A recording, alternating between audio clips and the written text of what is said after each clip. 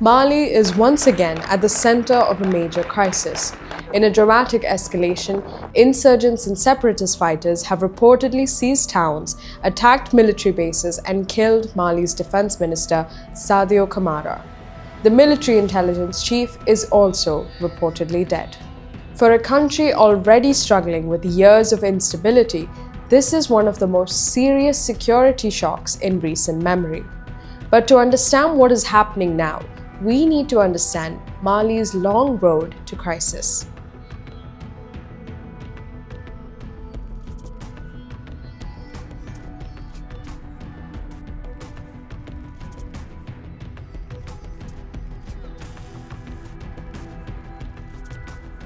Mali is a large landlocked country in West Africa.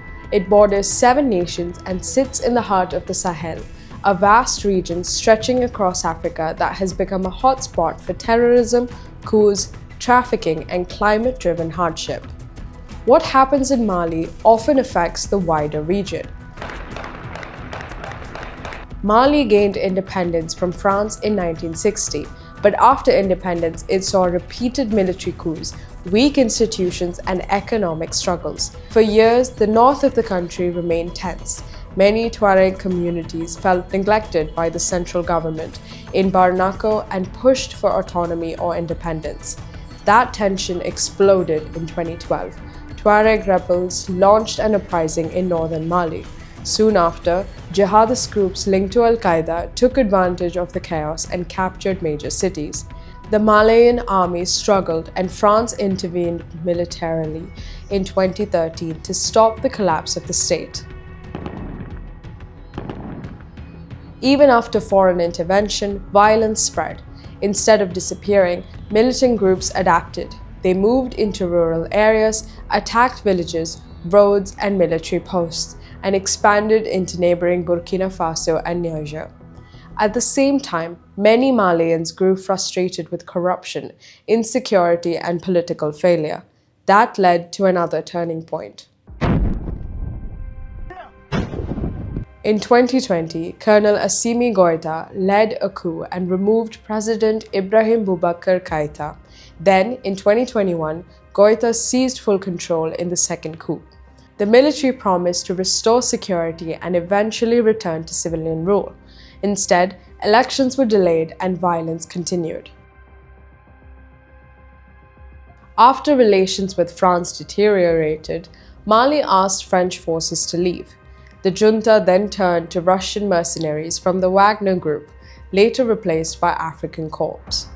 The idea was simple: stronger military support to defeat insurgents. But critics say the partnership failed to bring lasting stability. Attacks continued, entire areas remain contested, and now the latest events show how fragile the security situation still is.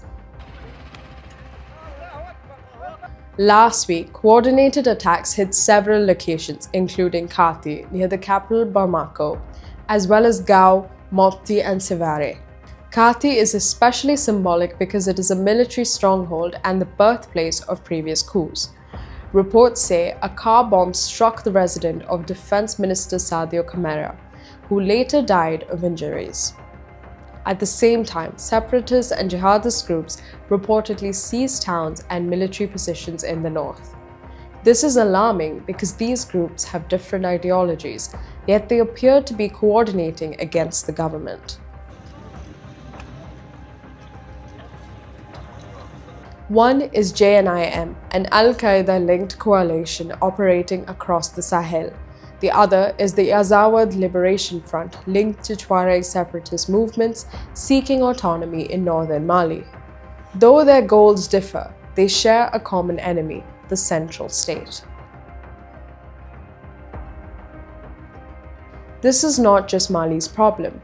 If instability deepens, refugee flows could rise, cross-border terrorism may spread, trade routes could be disrupted, neighboring states like Burkina Faso and Niger could face more pressure. Foreign powers, including Russia, France, Turkey, and the US, may recalibrate strategies. The Sahel is already one of the world's most fragile regions. Mali's junta now faces a major test. Can it retake territory? Can it restore confidence? Can it defeat insurgents after years of promise? Or will this crisis expose the limits of military rule? The coming weeks may determine whether the junta can stabilize the country or whether Mali enters an even deeper phase of conflict. What happened this week is not just a military setback. The killing of the defense minister and the seizure of towns signals a dangerous shift in momentum. The outcome may shape not only Mali's future, but the security of the wider Sahel region.